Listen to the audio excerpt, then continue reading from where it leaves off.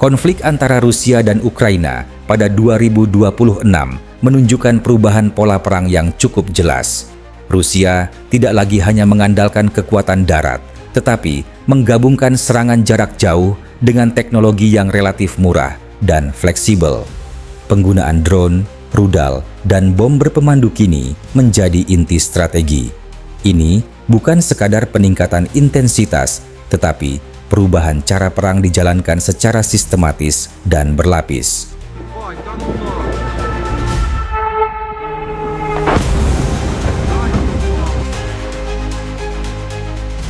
Salah satu elemen utama adalah penggunaan drone kamikaze seperti Shahed 136.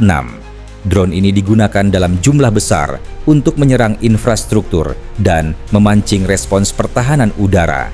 Secara taktis, tujuannya bukan hanya menghancurkan target, tetapi memaksa Ukraina mengeluarkan sumber daya mahal untuk menghadapi ancaman yang relatif murah. Pertanyaannya, apakah strategi berbasis kuantitas ini dapat terus efektif jika pertahanan udara semakin beradaptasi?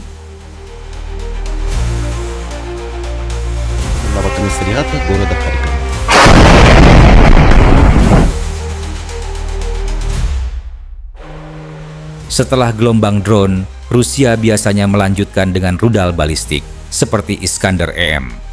Rudal ini memiliki kecepatan tinggi dan sulit dicegat, menjadikannya alat utama untuk menyerang target bernilai tinggi seperti fasilitas militer dan logistik.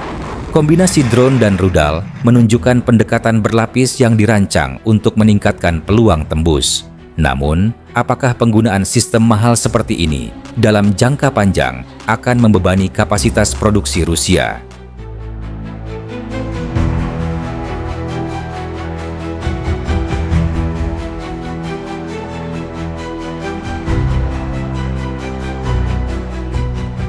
Selain itu, Rusia juga mengandalkan rudal jelajah seperti kaliber misil dan KH-101. Kedua sistem ini memungkinkan serangan dari jarak jauh dengan presisi tinggi, diluncurkan dari laut maupun udara. Serangan semacam ini memperluas jangkauan konflik hingga ke dalam wilayah Ukraina. Pertanyaan yang muncul adalah, sejauh mana efektivitas serangan presisi ini dalam benar-benar mengganggu kemampuan tempur lawan, bukan hanya infrastruktur.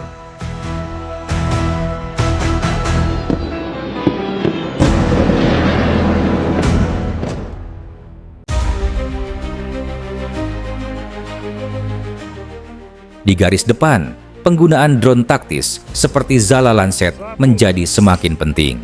Drone ini digunakan untuk menghancurkan artileri dan kendaraan lapis baja dengan akurasi tinggi. Kehadirannya menunjukkan bahwa perang kini bergerak ke arah sistem tanpa awak yang lebih fleksibel. Namun, apakah dominasi drone ini akan bertahan jika sistem anti-drone berkembang lebih cepat?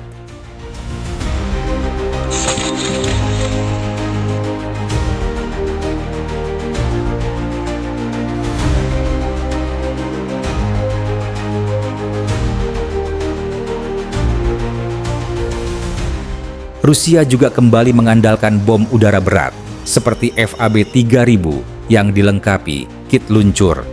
Bom ini memberikan daya hancur besar tanpa mengharuskan pesawat masuk ke zona berbahaya.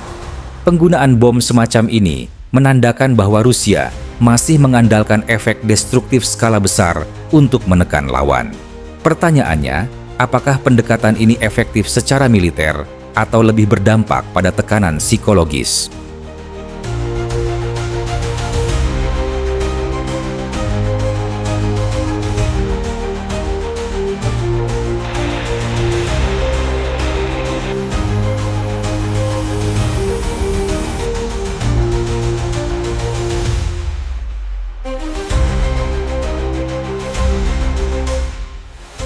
Jika dilihat secara keseluruhan, strategi Rusia saat ini menggabungkan volume serangan dan presisi.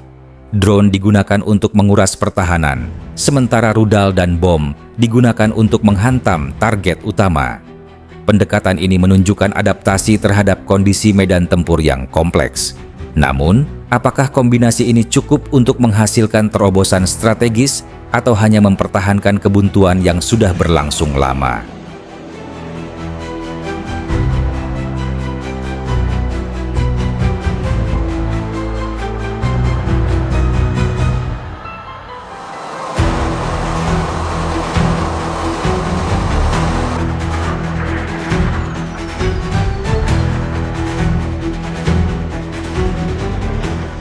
Pada akhirnya, konflik ini tidak hanya ditentukan oleh jenis senjata, tetapi oleh daya tahan kedua pihak.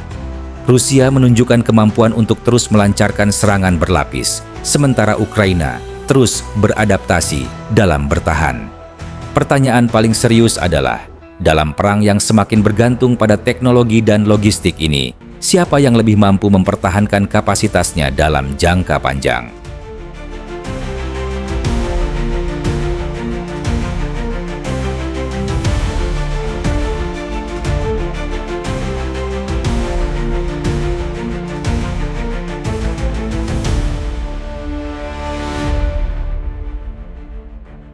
Konten ini dibuat semata-mata untuk tujuan edukasi dan informasi.